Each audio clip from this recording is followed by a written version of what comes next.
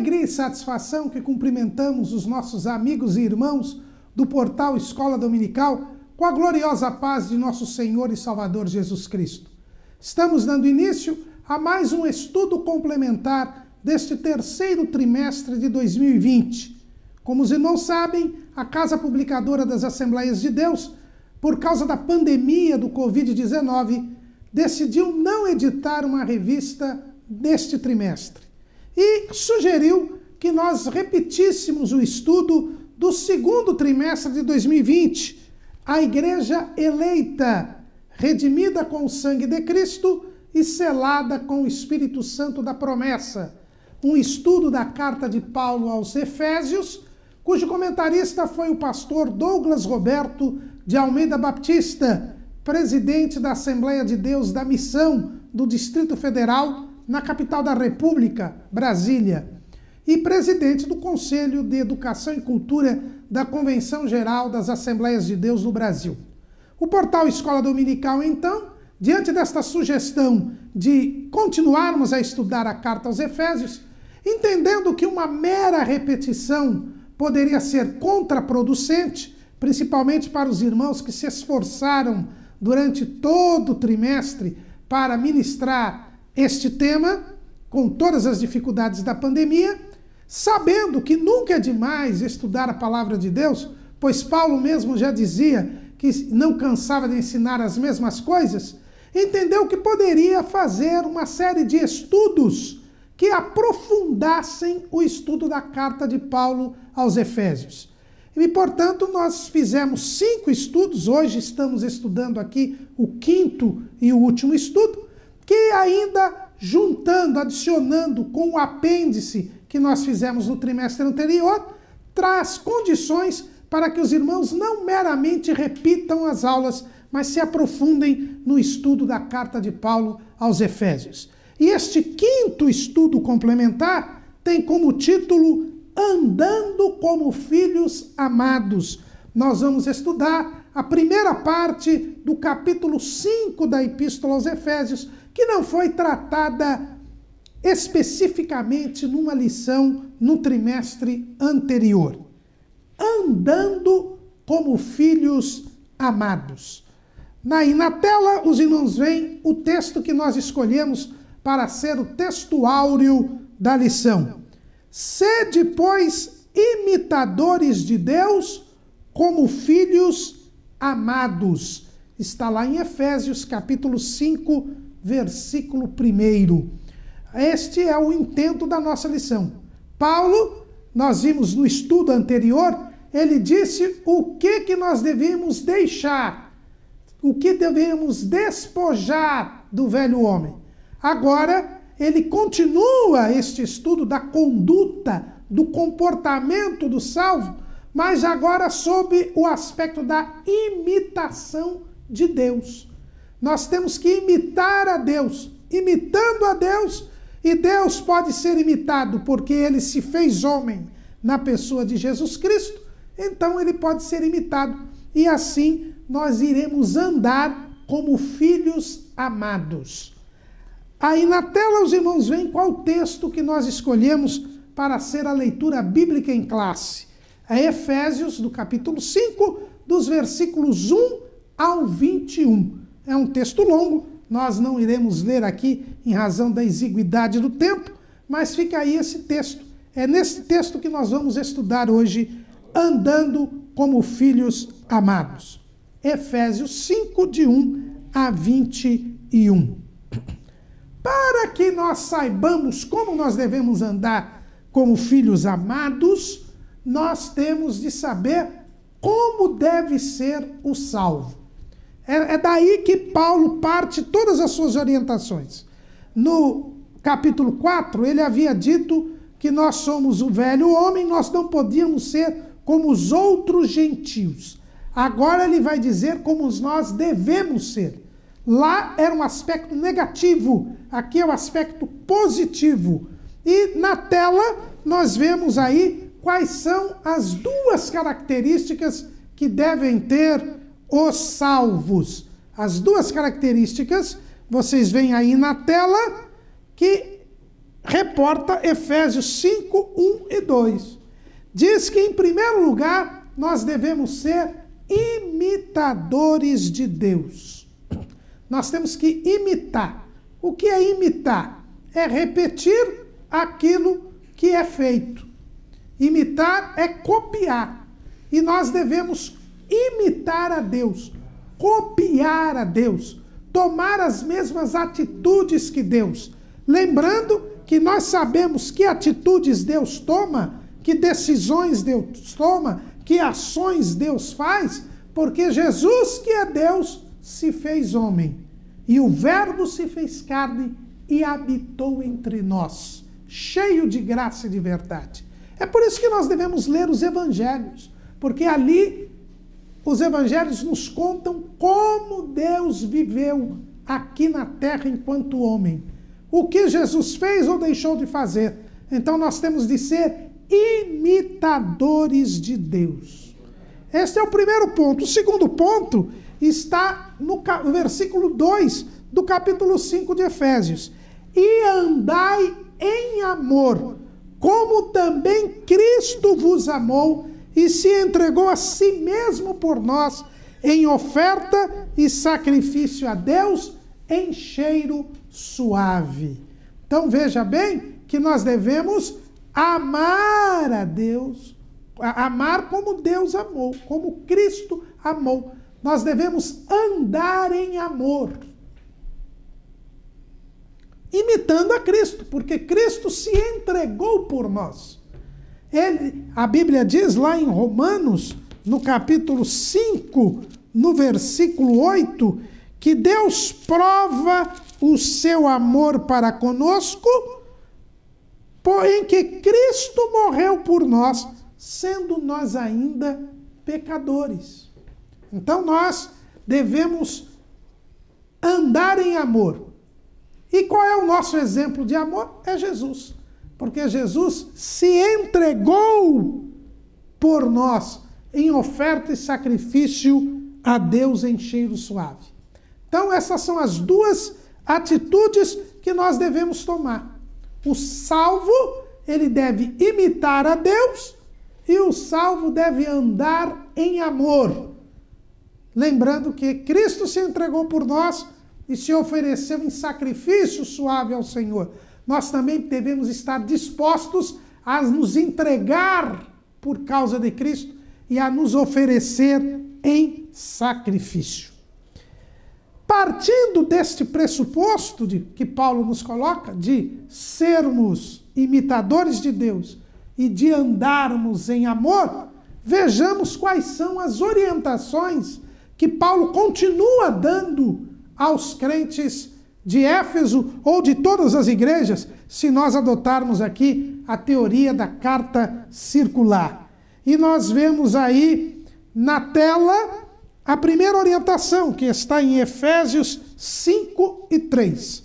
Mas a prostituição e toda impureza ou avareza nem ainda se nomeie entre vós como convém a santos.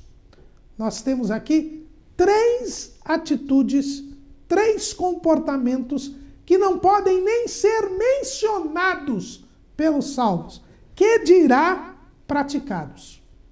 O primeiro comportamento é a prostituição. A prostituição, que em grego é porneia. Quando a gente fala em prostituição, nós lembramos da venda do corpo que alguém faça, né? As prostitutas, né, que vendem o seu corpo, né, mercadejam o seu corpo. Mas porneia, em grego, é muito mais do que isto. Porneia é toda e qualquer imoralidade sexual. Tanto que algumas traduções da Bíblia, ao invés de usar a palavra prostituição, usam a palavra imoralidade sexual. Então, a moral sexual presente na palavra de Deus deve ser rigorosamente seguida pelo servo de Deus. O salvo, ele não se prostitui, ou seja, ele somente pratica o sexo entre marido e mulher e de forma natural. Esta é a ordem divina, esta é a regra divina para a prática do sexo. No casamento, entre marido e mulher e de forma natural. Esta é a regra que existe. Qualquer outro comportamento que não se adeque a isto é um comportamento que nem sequer pode ser mencionado entre os santos. Não convém aos santos nem mencionar, que dirá praticar qualquer sexo fora do regramento bíblico. E para que ninguém tenha dúvida alguma, o apóstolo ainda diz, não só a prostituição, mas toda impureza. Toda impureza. Então, não é apenas a prática sexual, mas toda e qualquer impureza. Lembrando que Jesus diz que alguém pode adulterar apenas em pensamento, apenas no desejo. Quando deseja a mulher de outrem, você já está praticando o adultério. Então, é preciso a castidade, é preciso que haja a pureza sexual. Qualquer impureza não convém aos santos. Mas Paulo também fala a respeito da avareza. A avareza, ela é chamada de idolatria, lá em Colossenses, capítulo 3, versículo 5. Lembrando sempre que a carta aos Efésios é complementada pela carta aos Colossenses e vice-versa.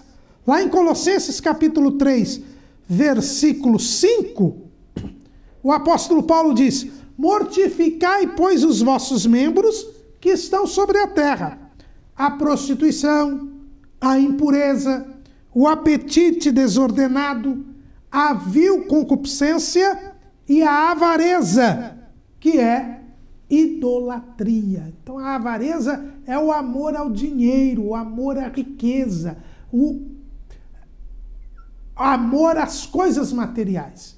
E Paulo, aqui escrevendo aos Colossenses, diz que a avareza é idolatria. Ou seja, quando você troca Deus pelo dinheiro, Deus pela riqueza, você está trocando Deus, colocando algo no lugar de Deus. O avarento é um idólatra. E o idólatra não herdará o reino de Deus. Então aqui é outro comportamento. E nos dias que nós vivemos hoje, de extremo materialismo, de extremo consumismo, nós verificamos a prática destas condutas que não podem ser sequer nomeadas pelos santos, pelos salvos. É muito triste nós vemos hoje evangelhos sendo pregados em nome da avareza. A teologia da prosperidade nada mais é do que colocar-se o dinheiro como Deus e se usar de Cristo para ganhar dinheiro. É pior até do que Paulo está dizendo aqui. Paulo está dizendo que quem é avarento é idólatra, ou seja, troca Deus pelo dinheiro. O seu Deus é o dinheiro, é Mamon, né, o Deus das riquezas. E Jesus disse, não se pode servir a Deus e a Mamon ao mesmo tempo. Mas hoje em dia há pregações que levam as pessoas a dizer que Jesus dá dinheiro. Ou seja, Jesus vira um instrumento para o dinheiro. Reduz Jesus a um mero instrumento do verdadeiro Deus que é adorado, que é o dinheiro. E neste mesmo versículo aqui de Colossenses, nós vemos a amplitude que tem a prostituição e a impureza, que fala lá em Efésios. Aqui o apóstolo fala de prostituição, fala de impureza, fala também do apetite desordenado. Esse apetite desordenado aqui é a libido, é o desejo sexual desenfreado, desequilibrado, o que nós vemos hoje em muitos lugares e é muito fomentado isso. Então, aqui está. E a vil concupiscência, quer dizer, todos esses desejos doentios, mentais, originados até pela pornografia, pela pornofonia, tudo isso está envolvido aqui, e Paulo escrevendo aos Colossenses, ele mostra bem isto. Então, o andar em amor, ser imitador de Deus, é fugir da prostituição, da impureza e da avareza. Mas o apóstolo continua. Veja aí na tela o próximo versículo que nós iremos estudar. A próxima orientação do apóstolo. Efésios 5 e 4. Nem torpezas, nem parvoíces, nem chocarrices que não convém, mas antes ações de graças. Aqui de novo Paulo vai falar sobre o comportamento na linguagem, no relacionamento entre as pessoas pelas palavras. Veja que a palavra torpeza no original significa infâmia, obscenidade, corrupção, algo vergonhoso. Nós não podemos fazer comentários corruptos, comentários vergonhosos, indecentes, essas piadas sujas que muitos contam por aí, até dentro da igreja, irmãos. Isso são torpezas. É um linguajar que não pode sequer ser mencionado pelos salvos. Como filhos amados, nós não podemos ter um linguajar chulo, um linguajar relaxado, um linguajar repleto de expressões de baixo calão e de duvidosa procedência. Tomemos cuidado. Há muitas pessoas aí usando de linguagem própria de segmentos da sociedade totalmente desqualificados. Linguagem usada entre criminosos, linguagem usada entre pessoas que se prostituem, grupos marginais. Isto não convém. O texto diz, nem torpezas, nem parvoíces, que não convém. Aí nós falamos da parvoíce. O que é uma parvoíce? É uma conversa boba, uma conversa tola. A Bíblia de Estudo, palavra-chave, fala até uma palhaçada. São pessoas que gostam de fazer humor com tudo, que não são sérias, que vivem sempre fazendo zombarias, brincadeiras, muitas vezes ofensivas e preconceituosas. Isto não é próprio do salvo, não é um comportamento do salvo. A parvoíce, né? Esta conversa que não traz proveito nenhum, simplesmente procura maltratar ou humilhar as pessoas. Tomemos cuidado. Não estou dizendo que sejamos mal-humorados, sisudos, né? Mas uma irreverência extrema e continuada não é comportamento de uma pessoa salva. E nós temos as chocarrices. O que são chocarrices? São gracejos, grosserias. Há pessoas que têm uma capacidade de qualquer expressão, de qualquer situação, tirarem ali uma grosseria, um gracejo, para deixar a pessoa numa situação de vergonha, numa situação de constrangimento. Isto não é próprio para o cristão. São pessoas maldosas que querem deixar as pessoas em má situação. Isto não convém. O texto diz que não convém. Em vez de você cometer torpezas, parvoíces e chocarrices, agradeça a Deus, seja grato a Deus, seja agradecido às pessoas, seja polido, seja educado. É isso que Paulo está dizendo aqui. Seguindo as suas orientações, na tela nós vemos agora em Efésios 5 e 5.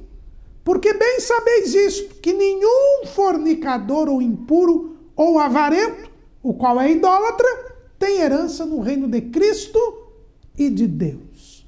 Aqui Paulo ele deixa bem claro, quando ele fala para nós não nos envolvermos com prostituição, impureza, avareza, torpeza, parvoíce, chocarrice, não é porque ele quer que você seja uma pessoa mal-humorada, uma pessoa carrancuda, uma pessoa que não tem nenhum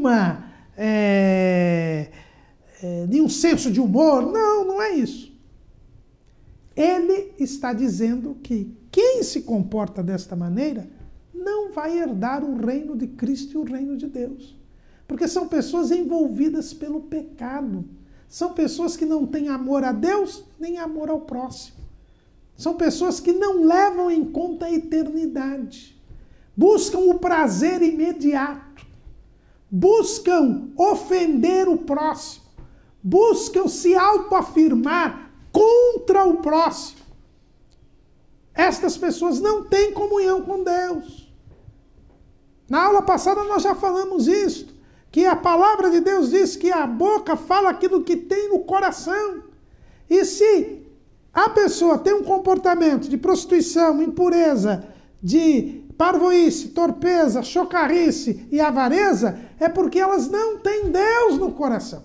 O Espírito Santo não habita nelas. Elas não têm compromisso com Deus. Isso é coisa grave, irmãos. Não fiquemos aí na história lá do povo dos dias de Malaquias. Lá em Malaquias, no capítulo 1, versículo 8, o texto diz assim: porque quando trazeis animal cego para o sacrificardes, não faz mal. E quando ofereceis o coxo ao enfermo, não faz mal. Ora, apresenta ao teu príncipe, terá ele agrado em ti? Ou aceitará ele a tua pessoa? Diz o Senhor dos Exércitos. Agora, pois, suplicai o favor de Deus, e ele terá piedade de nós. Isto veio da vossa mão. Aceitará ele a vossa pessoa? Diz o Senhor dos Exércitos. Nos dias de Malaquias, as pessoas desprezavam as coisas de Deus. Levavam para o sacrifício no templo animal cego, animal doente, e dizia, não faz mal, não faz mal. Mas Deus diz, faz mal sim. Eu não aceito isto. Eu não aceito isto. E eles eram rejeitados por Deus. É isto que Paulo está dizendo aqui. Quando o cristão se envolver com prostituição, com avareza, com impureza, com parvoíce, com chocarrice, com avareza, ele vai ser rejeitado por Deus. É coisa séria, irmãos. Faz mal, sim. Não é que a pessoa é atrasada, carrancuda, mal-humorada, não. Precisamos ser sérios. Precisamos amar a Deus, observando a sua palavra, e amar ao próximo. Porque quem se envolve com estas coisas sempre machuca alguém, sempre desconsidera o outro. Haja vista que neste sexo desregrado, as pessoas são tratadas como objeto do seu prazer, do seu desejo. Ou seja, se retira a dignidade de pessoa que o outro tem de ter, porque ele é uma pessoa, é um ser humano, é feito à imagem e semelhança de Deus. Então, tomemos muito cuidado com estas coisas. Seguindo a orientação de Paulo, na próxima tela vemos também mais 2 versículos desta passagem. Ninguém vos engane com palavras vãs, porque por essas coisas vem a ira de Deus sobre os filhos da desobediência. Portanto, não sejais seus companheiros. Mais uma vez, além de ser rejeitado por Deus, quem pratica estas coisas sofre a ira de Deus, porque é um filho da desobediência. Vai ser castigado por Deus, vai ser condenado por Deus. Nós não somos filhos da desobediência. Paulo ele já disse isso lá em Efésios, no capítulo 2. Ele diz assim, e vos vivificou, estando vós mortos em ofensas e pecados, em que noutro tempo andastes, segundo o curso deste mundo, segundo o príncipe das potestades do ar, do espírito que agora opera nos filhos da desobediência. Quando nós cremos em Cristo, nós deixamos de ser filho da desobediência. Portanto, agora nós não podemos voltar a ser filhos da desobediência. É algo que nós temos de entender. Quem anda desta maneira, e há muitas pessoas que se dizem cristãs e andam desta maneira hoje, envolvidas em prostituição, avareza, impureza, parvoíce, torpeza e chocarrice, elas são filhas da desobediência. São crentes de nome só. Na verdade, espiritualmente, são filhas da desobediência. E sobre elas está a ira de Deus. Por isso nós não podemos ser companheiros. Veja bem que Paulo aqui, ele estende um pouco a coisa. Não é só praticar, mas ser companheiro. O que é companheiro? É participante. Companheiro é aquele que está de acordo com aquilo que é feito. Escrevendo aos Romanos, Paulo, no capítulo 1, ele diz o seguinte, versículo 32, os quais, conhecendo a justiça de Deus, que são dignos de morte o que tais coisas praticam, não somente as fazem, mas também consentem aos que as fazem. Você pode não se prostituir, mas você concorda com a prostituição do outro. Você pode não ser avarento, mas você concorda com a avareza do outro. Você pode não fazer parvoíces, torpezas ou chocarrices, mas você concorda com estas atitudes. Então você é tão culpado quanto. Por isso que Paulo diz aqui, não sejais seus companheiros. E aí Paulo faz uma distinção, né, entre estas obras e os salvos. Quem pratica estas coisas, os filhos das desobediências, eles são filhos das trevas. Estão nas trevas. Mas nós somos filhos da luz. Estamos na luz. Paulo já havia falado disso lá em 1 Tessalonicenses. Os salvos são filhos da luz. Já os incrédulos são filhos das trevas. Aí na tela nós vamos ver que existem 3 características das obras das trevas. A primeira característica das obras das trevas é que elas são infrutuosas, ou seja, não produzem fruto. As obras das trevas, elas não produzem o fruto do Espírito, que é o amor. Por isso elas não podem ser praticadas por quem se diz filho de Deus, porque o filho de Deus, ele produz fruto. E fruto permanente. Está ligado a Cristo e ele produz o fruto. Que fruto? O próprio texto aqui em Efésios, ele diz que produz frutos de justiça, de bondade e de verdade. Está aqui em Efésios 5:9. Porque o fruto do Espírito está em toda bondade e justiça e verdade. Que bondade, que justiça, que verdade nós encontramos na prática da prostituição, da impureza, da avareza, da parvoíce, da torpeza ou da chocarrice? Nada.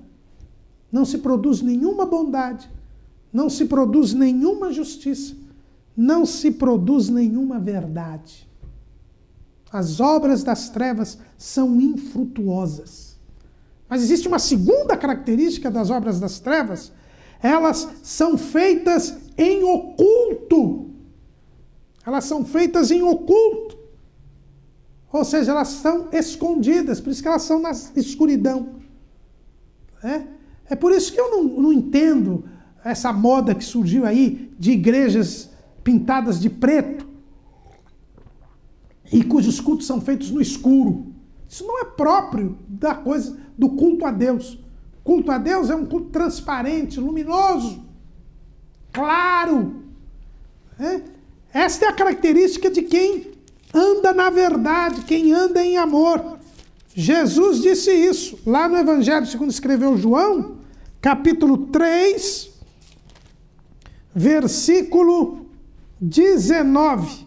E a condenação é esta, que a luz veio ao mundo e os homens amaram mais as trevas do que a luz, porque as suas obras eram más. As obras das trevas são más e elas são objeto da condenação divina.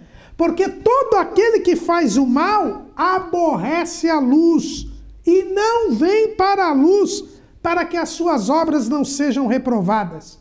Mas quem pratica a verdade, vem para a luz, a fim de que as suas obras sejam manifestas, porque são feitas em Deus. As obras das trevas são feitas em oculto, porque elas não são feitas em Deus. Elas são más, elas são fruto do pecado. Mas tem uma coisa, o apóstolo diz que estas obras, embora feitas em oculto, serão manifestadas. Elas serão manifestadas. Olha o que diz Paulo lá em 5:13. Mas todas essas coisas se manifestam, sendo condenadas pela luz, porque a luz tudo manifesta. A luz tudo manifesta. Então, tudo que é feito escondido será descoberto. Jesus mesmo disse, não há nada que fique oculto que não seja revelado, nem que seja no juízo final. Lá no juízo final, todas as obras serão reveladas, todas as obras más serão mostradas a toda a humanidade, porque as pessoas que ali forem condenadas, serão condenadas com provas, de forma justa. Por isso não adianta, irmão, tentar esconder o erro. Não adianta tentar esconder o erro. Por quê? Porque tudo vai ser manifestado. Tudo vai ser revelado. Recentemente eu soube de uma história de um pastor que havia feito algo errado. E a pessoa que seria prejudicada por aquilo descobriu. E denunciou isso para outra pessoa, que era um conluio para prejudicar essa pessoa. E a pessoa descobriu, foi lá e o negócio foi desfeito. E a pessoa acabou pagando o que devia, porque era uma tentativa de enganar a pessoa para não pagar o que devia. Aí essa pessoa, que era um pastor, chegou para este irmão que descobriu toda a artimanha e disse assim, olha, vocês viram que eu paguei tudo para você? Olha, não conta nada para ninguém, que eu tentei te enganar, tentei... Aí a pessoa virou para ele e falou assim, não, eu não vou contar para ninguém, eu queria que o senhor me pagasse, o senhor me pagou, tá tudo tranquilo. Só que tem uma coisa que o senhor esqueceu, eu não vou contar para ninguém, mas Jesus já viu. Jesus já viu o que o senhor fez. Então, irmãos, não adianta querer esconder pecado de Deus. Não se esconde nada de Deus. O Salmo 139, o salmista diz que Deus vê todas as coisas, sabe todas as coisas, está presente em todos os lugares. Então não adianta. As obras das trevas, elas são infrutuosas, elas são feitas em oculto, mas um dia elas serão manifestadas e serão reveladas. Depois que Paulo fala sobre você não se envolver com obras das trevas, por ser você filho da luz, e como filho amado de Deus é filho da luz, e portanto não pode se envolver com obras das trevas, Paulo fala da necessidade que nós temos de estarmos despertados. E aí, na tela você vê o que Paulo escreve em Efésios 5:14. Pelo que diz, desperta, ó tu que dormes, e levanta-te dentre os mortos, e Cristo te esclarecerá. Nós não podemos dormir espiritualmente. Nós temos que estar alerta, nós temos que estar vigilantes, porque se nós descuidarmos, se nós ficarmos desatentos, se nós permitirmos que o aumento do pecado, que o dia a dia nos dê um sono, um cansaço e um sono espirituais, nós corremos o risco de perder a nossa salvação. Jesus foi muito claro lá em Marcos, no Evangelho segundo escreveu Marcos, capítulo 13, versículo 35, Jesus disse: vigiai, pois, porque não sabeis quando virá o Senhor da casa, se à tarde, se à meia-noite, se ao cantar do galo, se pela manhã, para que, vindo de improviso, não vos ache dormindo. E as coisas que vos digo, digo-as a todos, vigiai. Nós temos uma inclinação pela nossa imperfeição, pela nossa fragilidade de dormirmos espiritualmente. É preciso que estejamos despertos. E Paulo, ele diz: desperta, ó tu que dormes, e levanta-te dentre os mortos. Nós não podemos assumir o estilo de vida dos incrédulos. Nós não podemos embarcar no dia a dia dos incrédulos. Nós muitas vezes moldamos a nossa rotina como as outras pessoas que não têm esperança, como as outras pessoas que só têm uma visão horizontal da vida. Nós precisamos montar o nosso dia a dia, o nosso cotidiano, lembrando que estamos aqui de passagem e que brevemente subiremos ao céu.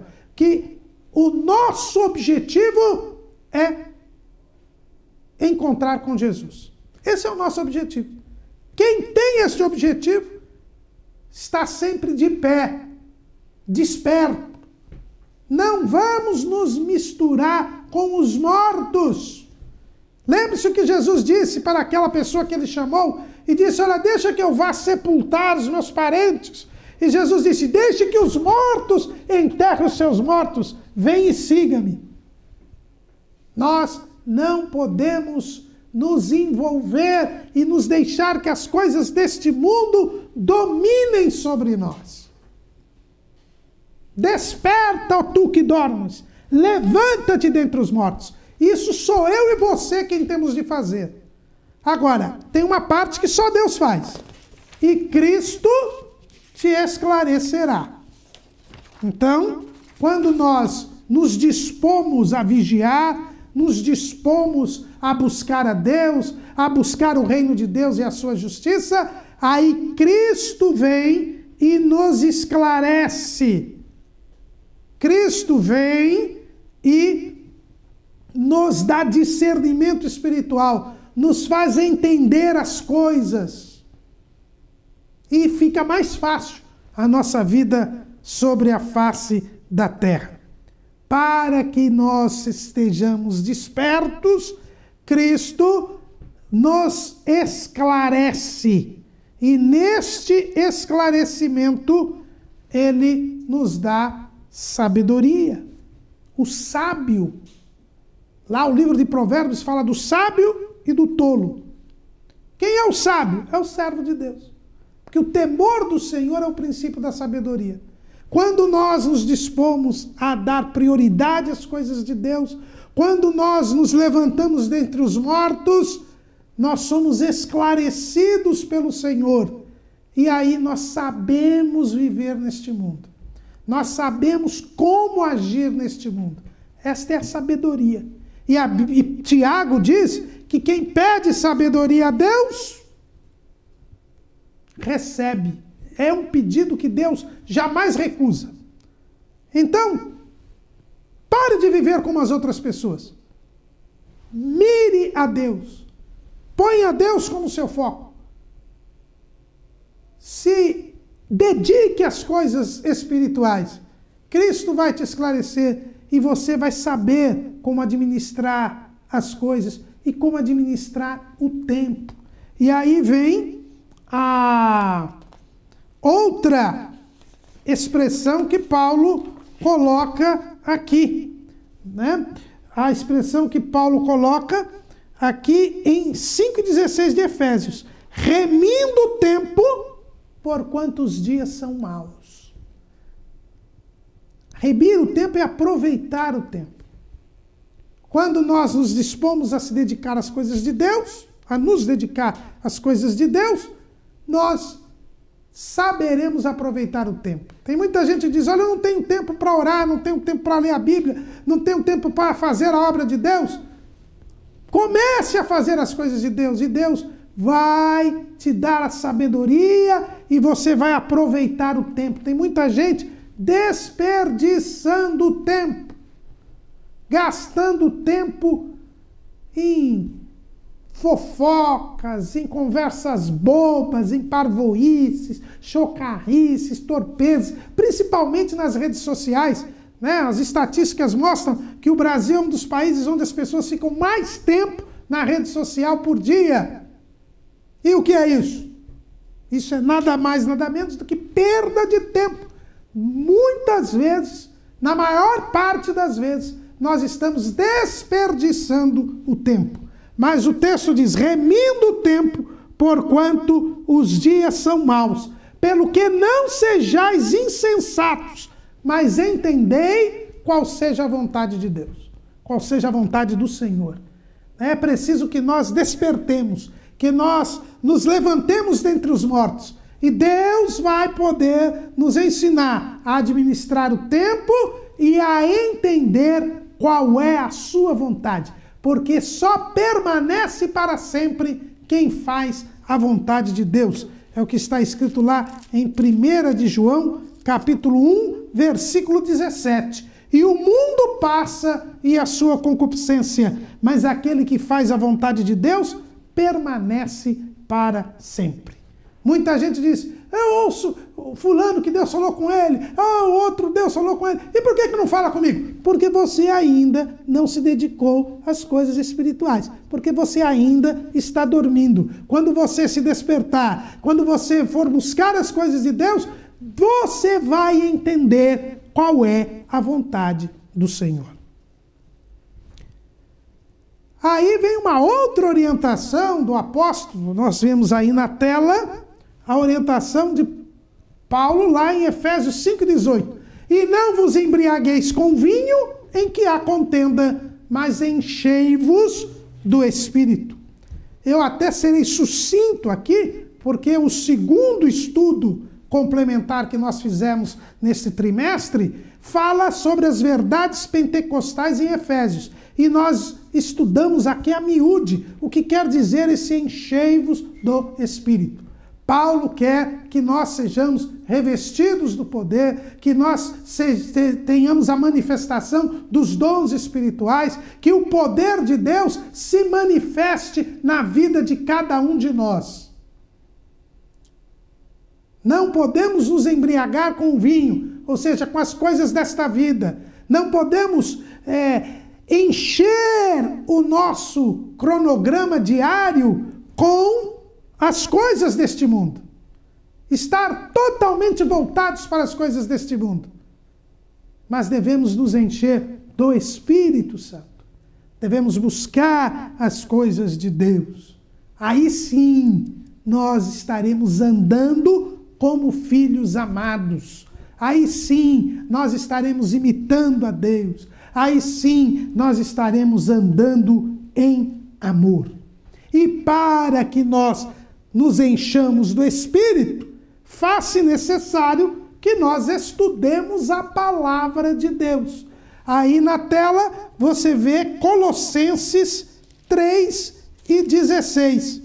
Colossenses 3:16, que diz o seguinte: a palavra de Deus habite em vós abundantemente, em toda sabedoria, ensinando-vos e admoestando-vos uns aos outros com salmos, hinos e cânticos espirituais, cantando ao Senhor com graça em vosso coração.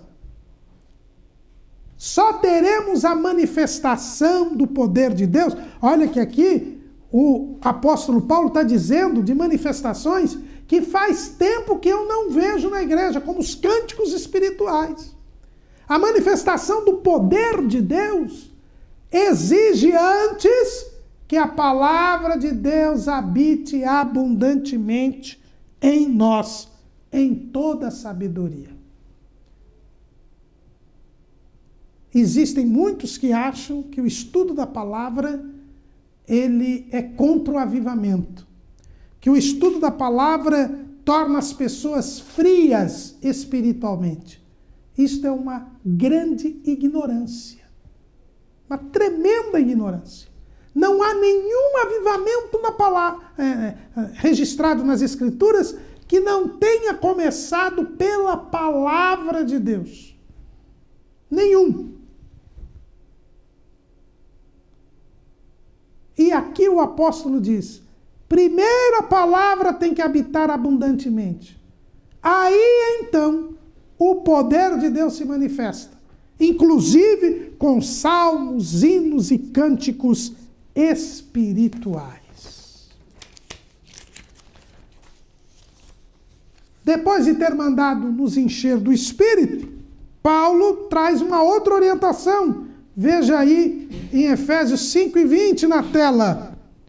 O texto diz: dando sempre graças por tudo a nosso Deus e Pai, em nome de nosso Senhor Jesus Cristo. A gratidão. Quando falou da parvoíce, torpeza e chocarrice, Paulo disse que em vez de nós termos em nossos lábios parvoíce, torpeza e chocarrice, nós devemos ter gratidão, ações de graças. A gratidão. Na carta irmã, que é a carta aos Colossenses, lá no capítulo 3, no versículo 15, Paulo diz assim: e a paz de Deus, para a qual também fostes chamados em um corpo, domine em vossos corações e sede agradecidos. A gratidão é algo que Deus se agrada. E nós devemos ser gratos a Deus. Eu já disse aqui, em tudo dai graças, porque esta é a vontade do Senhor. Sejamos agradecidos a Deus.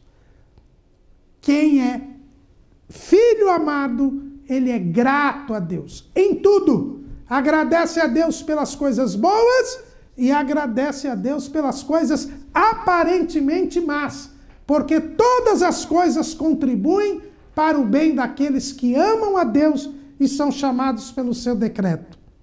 E para nós terminarmos este estudo complementar e esta sequência de estudos complementares, vejamos a última orientação aqui na tela, em Efésios 5:21, que diz o seguinte: sujeitando-nos uns aos outros no temor de Deus. Nós, como filhos amados, devemos ser humildes.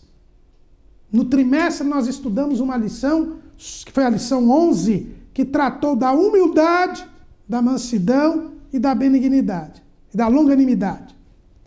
Nós devemos ser sujeitos uns aos outros. Não só sujeitos a Deus, mas sujeitos uns aos outros. O apóstolo Paulo, escrevendo lá em Filipenses, no capítulo 2, no versículo 4, no versículo 3, ele diz: nada façais por contenda ou por vanglória, mas por humildade.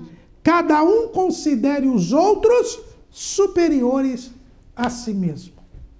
Se nós considerarmos os outros superiores a nós mesmos, nós não iremos ser envergonhados, nós não iremos correr o risco de sermos soberbos e, como humildes, seremos exaltados por Deus. O Filho amado de Deus, ele é sempre humilde, ele sempre se sujeita uns aos outros. E esta sujeição, diz o apóstolo, é no temor de Deus. Quem teme a Deus, quem obedece a Deus, sabe que Deus é o Senhor. Só Ele quem manda e que nós todos devemos obedecer. Com esta última orientação do apóstolo, nós esperamos ter ajudado os irmãos neste trimestre, com esses estudos complementares, que impediram que o seu trimestre fosse uma mera repetição, e tenhamos podido dar aos irmãos mais subsídios para aprendermos esta carta tão bela e tão profunda como é a carta de Paulo aos Efésios. Amém.